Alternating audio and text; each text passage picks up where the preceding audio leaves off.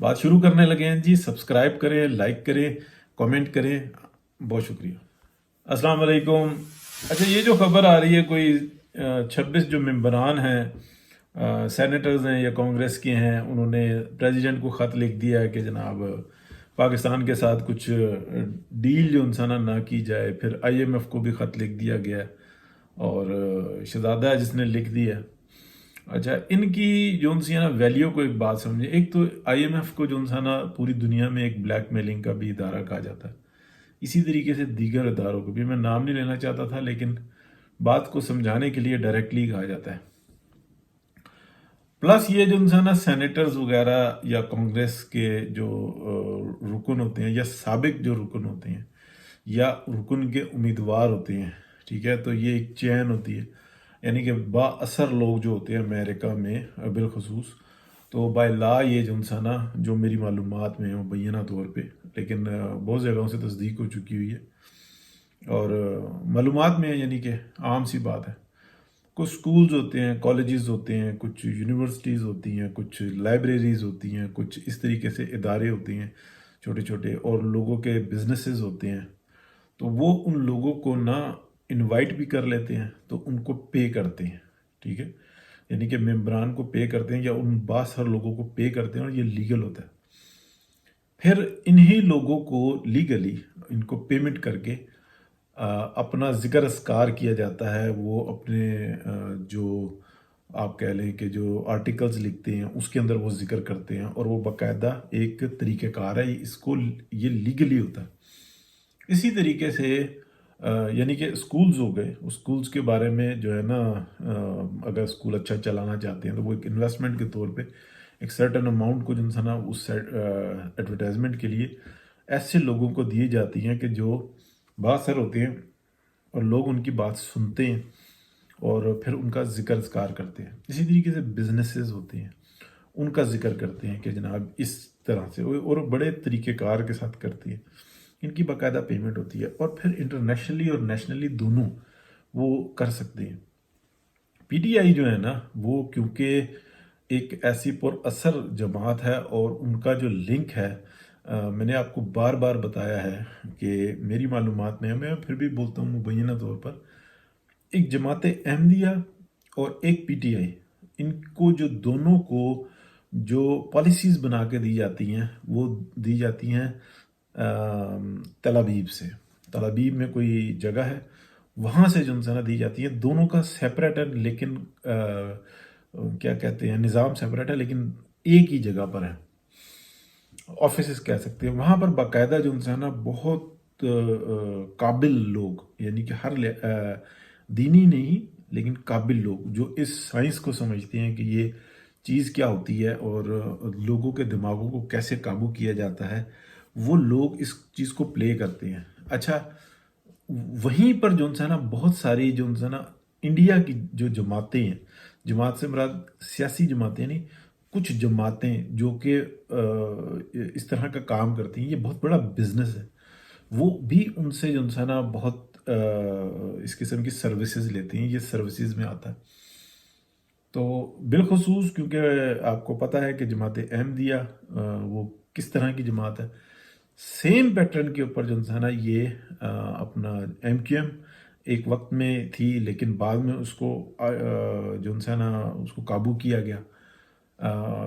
اور پھر اسی طریقے سے اگر ہم دیکھتے ہیں کہ سیم پیٹرن پہ MQM کے پیٹرن پہ لانچ کی گئی تو PTI کی گئی. وہ ایک سرٹن ایریا کے اندر تھی اور سرٹن آپ کہہ لیں کہ قبیلے سے اردو سپیکنگ اور یا جو مائگریٹڈ لوگ تھے ان کے اوپر وہ ایکسپیریمنٹ کیا گیا. پھر اس کو بڑھا کر جو نا پلٹا گیا PTI میں. تو ہو سکتا ہے کہ وہ اس کا حصہ ہی ہو، کرنے والوں نے اسی طرح سے کیا ہو، لیکن اس کو بھی جو سی دینا جو اس کی جو پلاننگز آتی تھی وہ بھی اسی طرح سے آتی تھی. لوگ کہتے تھے کہ لنڈن سے آتی ہیں، لیکن پھر بہت ساری جگہوں پہ جو اس کا ذکر ہوا کہ یہ بھی وہیں سے آتی تھی سروسز. اور یہ بھی کوئی ایسا نہیں ہے کہ صرف پاکستان کے اندر، انڈیا کے اندر میں بتا رہا ہوں، وہاں پہ سے بہت جگہوں پہ یہ سروسز فراہم کی جاتی ہیں. اور وہ اس سائنس کو سمجھتے ہیں جس کو ہم آپ کہہ لیں کہ ایک خاص قسم کی جو ہے نا یہ ایک میجک ہے، اس کو اس کی وہ سروسز فراہم کرتے ہیں جس کو 5th جنریشن وارفیئر کہہ لیں، یعنی کہ تھرو اس کے جو یہ لڑی جاتی ہے تو لوگوں کو قابو کیا جاتا ہے۔ اچھا، اس کے اندر بزنس کے گروپس بھی ہوتے ہیں، وہ یہ بتاتے ہیں کہ اس طریقے سے آپ نے یہ میسیجز دینے اور ان میسیجز کے تھرو آپ کو پھر اس چیز کی ڈیمانڈ بڑھے گی، لوگوں کے اندر جو ہے نا سوچ کس طریقے سے متعارف ہوگی۔ اب میں آپ کو بتاؤں کہ جس طریقے سے یہ آ رہا ہے کہ پاکستانیوں کو پاکستان کا دشمن بنایا گیا، اور وہی لوگ جو پی ٹی آئی کے اندر موجود ہیں وہی لوگوں کو یہ بتایا گیا کہ آپ نے پاکستان کے اگینسٹ کیسے کھڑا ہونا ہے، یعنی کہ ان کے اندر اتنا فیڈ کیا گیا، سپوننگ کی گئی، ان کے اندر پیوست کر دیا گیا کہ جو کچھ ہے اول و آخر سب کچھ وہ عمران خان ہے، جبکہ عمران خان کو خود نہیں پتا کہ وہ کس طرح سے کام کر رہا ہے۔ وہ ایک ذہنی طور پر جو نا بالکل مفلوج شخص ہے، یعنی کہ بالکل جیسے غلام احمد مرزا تھا، اس کو مراق کے دورے بھی پڑتے تھے جس کو مرگی کا کہا جاتا ہے، اسی طریقے سے کیونکہ اس کو جب بٹالوی جو تھا وہ اس کے ہاتھ سے نکلا تو اس کو بھی ایک سرٹن گروپ جو ہے نا وہ بتا رہا تھا کہ آپ نے مزید کیسے چلنا ہے، اس لیے کہ اس نے جماعت کھڑی کر دی تھی۔ پھر وہ بار بار جو ہے تاج برطانیہ کو نا خط لکھا کرتا تھا، اور خط میں جو ہے نا کہا بار بار جو ہے نا یہ کہتا تھا کہ میں الفاظ بھی نہیں دہراؤں گا، اچھا نہیں ہے، سم ٹائم میں نے دہرائے بھی ہیں کہ یعنی کہ اللہ تعالیٰ کی طرف سے بھیجا ہوا ایک نعمت ہے برٹش گورنمنٹ، اور اس ٹائپ کی چیزیں لکھا کرتا تھا، اور وہ کہتا تھا ہمیشہ تم نے میری مدد کرنی ہے، میری جماعت کی مدد کرنی ہے، اور میں نفاق پیدا کروں گا اس گروپ کے اندر مسلمانوں کے، اور میں ہمیشہ جو ہے نا بیچ میں رہوں گا، اور بیچ میں رہ کے جو ہے نا فساد پیدا کروں گا۔ تو یہ کیا چیز تھی؟ یہ ایگزیکٹلی وہی چیز تھی جو آج آپ کو پی ٹی آئی کے اندر نظر آ رہی ہے، اتنے بڑے پیمانے پہ نظر آ رہی ہے۔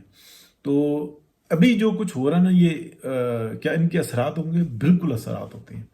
کیا اس کا کوئی مداوع ہو سکتا ہے؟ مداوع اس صورت میں ہو سکتا ہے کہ جو پی ایم ایل این کی جو لیڈرشپ ہے نا وہ ان لوگوں سے بیٹھ کے ڈسکس کرے، اور ایسا نہ ہو کہ جب ڈسکس کرے تو وہ اپنے لیکچر دے کر اور چپ ہو جائے، نہیں اس بات کو سمجھے کہ یہ کیا ہو رہا ہے۔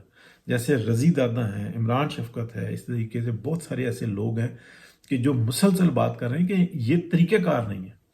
بھائی ایک طرف سے فائٹر پلین آ رہا ہے، آپ یہ کہتے ہیں کہ نہیں ہمارے دل بڑے ہیں، وہ بم برسائے، وہ گولے برسائے۔ بھائی آپ اس بات کو سمجھو کہ 5th جنریشن وارفیئر کیا ہے۔ خواجہ سعد رفیق کو یہ بات نہیں سمجھ میں آ رہی کہ آج سے 10-12 سال پہلے یہ ٹیکنالوجی نہیں تھی، یہ اس کے بعد متعارف ہوئی ہے۔ اس وقت تک 4th جنریشن وارفیئر تھی، یہ ادھر بیٹھے ہوئے ہیں 4th جنریشن میں، یہ 5th جنریشن آ گئی ہے۔ یعنی کہ ایگزیکٹلی اگر کسی وقت میں آج سے 25-30 سال پہلے، 50 سال پہلے ایک لفظ استعمال کیا جاتا تھا کہ ایک سائنس ہے، ایک ہنر ہے جس کو ہم ٹیلی پیتھی کہتے ہیں کہ دوسرے کے دماغ کو قابو کر لیا جاتا ہے، ایگزیکٹلی یہ اس کی بڑی ہائیلی فارم ہے کہ گروپ کو جو ہے نا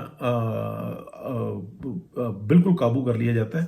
تو آپ یہ دیکھیں کہ جو بھی نارمل لوگ ہیں وہ کبھی بھی جو ہے نا جن کو سمجھ میں آ چکی ہوئی ہے، پچھلے سال 2-3 سال پہلے تک بڑی بحث کیا کرتے تھے، ابھی کہتے ہیں کہ نہیں ان سے بحث نہیں کرنی، یہ آپ کی جان لینے تک پہ آ جائیں گے، یہ آپ کی عزت پہ حملہ کر دیں گے، سگے بھائی بہن اپنی عزت پہ حملہ کر دیں گے۔ ان کو سمجھ میں ہی نہیں آ رہی، نہ یہ سننا چاہتے ہیں، ان کی لائن جو سی ہے نا وہ جب تک کٹے گی نہیں کچھ ہوش میں نہیں آئے گا ان کو، اور یہ لائن کٹنے نہیں دے رہے۔